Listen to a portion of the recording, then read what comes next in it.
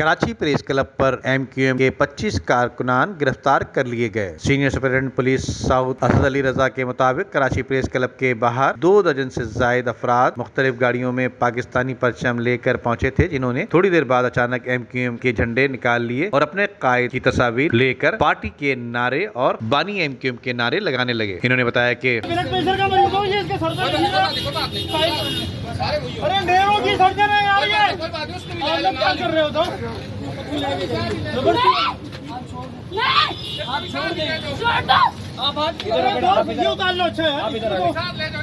अरे हाँ यार, मेरी यार चाबी भी गिरा दी यार। हट जाओ यार, कुछ भी नहीं है। जरा क्या कर रहे हो, मोहताज हो क्या? भाई नहीं करो यार, चक्कर।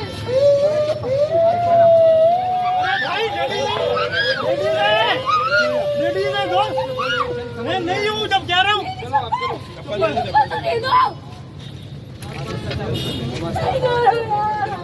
इन्होंने बताया कि एमक्यूएम और इनके कायद पर पाकिस्तान में पाबंदी आयद है, जिस पर इन्हें इस तरह की कार्रवाई की इजाजत नहीं दी जा रही। जबकि तंजीम पर पाबंदी होने की वजह से पुलिस ने कार्रवाई करके 25 से ज्यादा कारकुनों को हिरासत में ले लिया, जिनको आर्टरी मैदान थाने मुंतकिल कर दिया गया।